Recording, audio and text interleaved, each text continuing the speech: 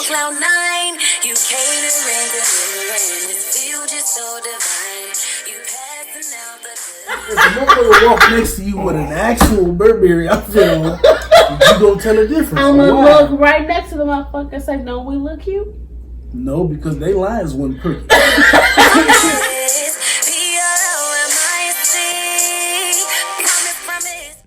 What's good, Harrison House guests? It's your girl Mickey. So I just wanted to come and talk to you guys and do a video about my oldest daughter. Her name is Shakila. She was born December 11th, 2009. She was born at 26 weeks and 6 days. So for a lot of you who guys know, that is extremely early. She's definitely a premature baby. She had to stay in the hospital until April of 2010.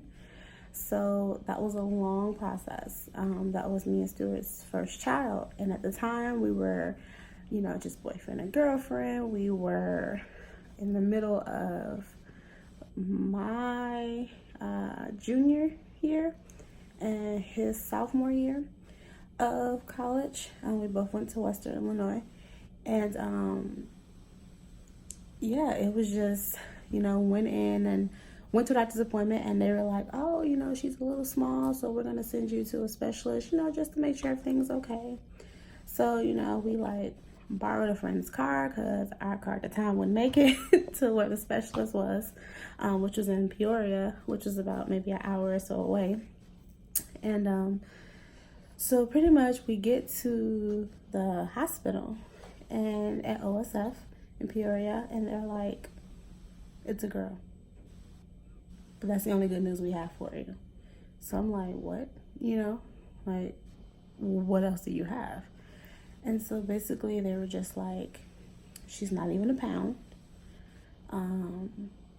And your blood pressure is too high for us to let you leave. And they were like, basically, my blood pressure was so high, they were surprised I was even able to talk or function, because I should have been in a coma or something.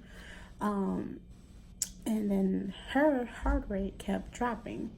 What they were noticing on the monitors was that she kept grabbing her umbilical cord. So it was all these knots in her cord. So she wasn't getting adequate blood supply. She wasn't really getting any nutrients. She wasn't really getting any of the things that she's supposed to get from me to sustain. And thus, all of this kind of happening, it was causing my body to have a negative reaction. So basically, my body was fighting her off as if she was a cold or a really, really foreign object.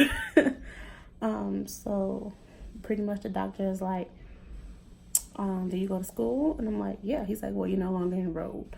I'm like, okay. And he's like, well, do you work? And I was like, yeah, I just went to work last night. He's like, well, you're no longer employed. He's like, as a matter of fact, get her a wheelchair. And I'm thinking to myself, I just walked in here. I'm going to walk where you need me to go. And he wouldn't let me. So he put me in a wheelchair and just started a bunch of tests and all kind of lab work and questions. And it was really, really, really, really scary. To be honest, first pregnancy, you're you're super happy, and we were happy when we went that morning, and it just got ugh. And even with Stuart, he was super, super nervous, trying to help keep me calm, but he was nervous. So that was just crazy. And so after that, we found out that she was measuring about 13 ounces. So we had to sign all this paperwork just stating that their instruments may not be big enough or small enough for her. If something happened, they may not be able to resuscitate or to do any surgery because their instruments may be too big. So we had to sign all this paperwork saying that we understood that I had to sign a document stating that if something were to happen, who would I want them to save? Stuart had to sign pretty much a document, and then when my mom got there, they asked her. So it was really, really weird, and it was really stressful. My mom and Stuart, they agreed for me, because they figured we can always have another baby, but I was here already, and I of course said my baby. So that was really, really just stressful. Trying to work out everything with school. Like, they told me, like, okay, you're okay, but they was giving Stuart a hard time because they were like, well, you guys are not married, so why does he have to miss school, and blah, blah, blah, blah. So once we got all of that squared away, and so we get to the morning and I wake up and like all these doctors are around me. And it was just their morning rounds, but being 22 and you just wake up and there's like what felt like 50 doctors in front of you. And they're just like, your blood pressure is just entirely too high. Her heart rate's just too low. We have to take her down. So yeah, we had a C-section. Yeah. And 904, my baby was here, and she was in the hospital for quite a few months. She had a lot of different surgeries she had to do, like her PDA for her heart valve. She had to have like a biopsy of her liver and her gallbladder, and it was just, oh my goodness, it's really, really crazy, really, really tough time. I was in the hospital for a week afterwards, just monitoring my blood pressure and making sure I was able to function and move around again. It took a long time for me to be able to like walk after that. Like, it was a lot. I really thank my mom, Stuart, my stepfather, my brother, my uncle. Like, they definitely came out, like Alicia, she had a lot of support and everything there, and just everyone that supported us during that time. We really needed it. We really appreciated it. All my APO family out there, they really helped out too. Yeah, it was just a really, really hard time. But like, during those 4 months that she was in the hospital was super crazy. So at the time, we still were like super, super heavy into like holidays and things like that. So like, her first Christmas was there, and really, really funny story is that she was still super, super small. So she couldn't even, like, preemie clothes were way too big. So we bought her like a baby doll outfit for her Christmas outfit. So yeah.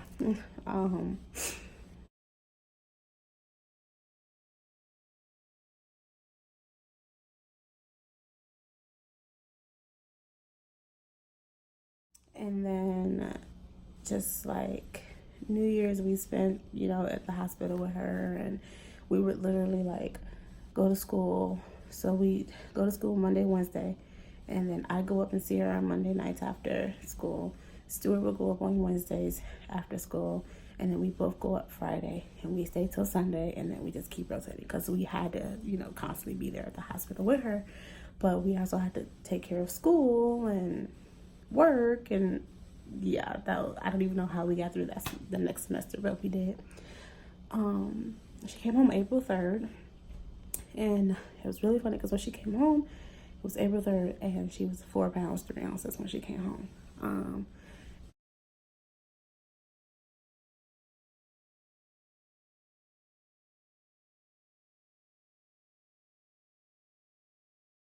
And it was one of the most terrifying moments of my life. Like, those couple months, like we were sitting there one day and she completely like flatlined, and it was,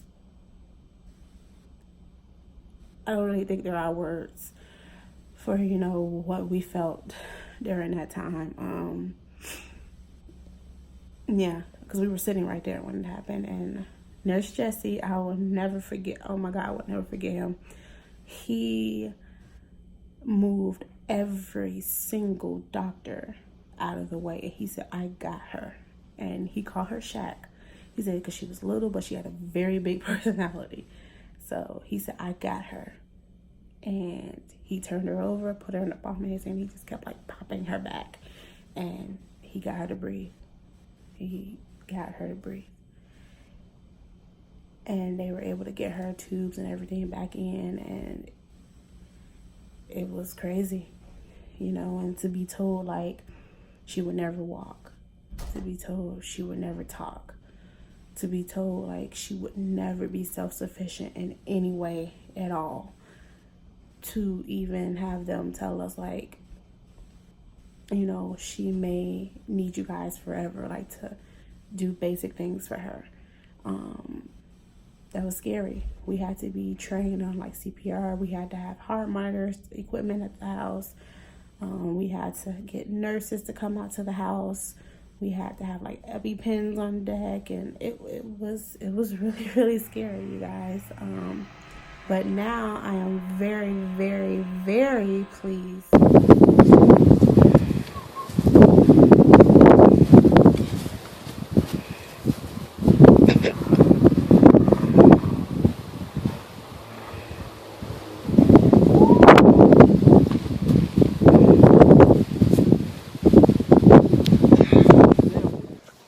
Look.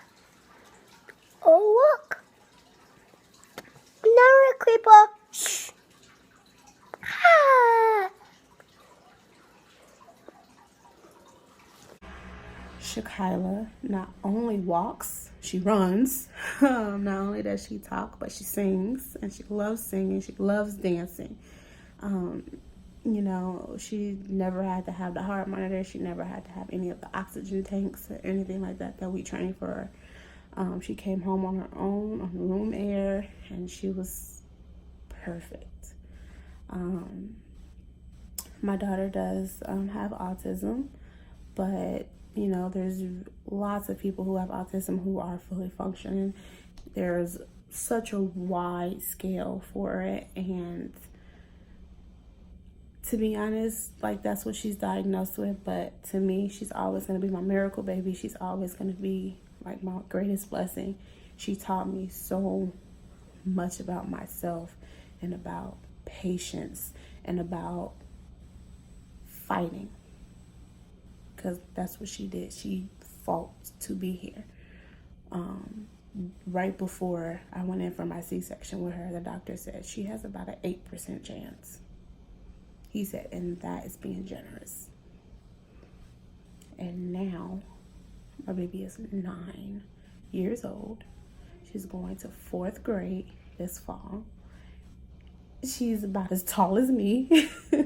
She's such a good big sister. She makes you laugh. She's so compassionate. I've never met a person who said like they didn't like her in her classroom or around them or anything like that. So I'm definitely gonna bring her in this video with me to just kind of let you guys see a little bit more of Shakyla. Shakyla Monet. I want you pony pony. I want you pony pony. You want your pony. I want you pony pony. I want you pony pony.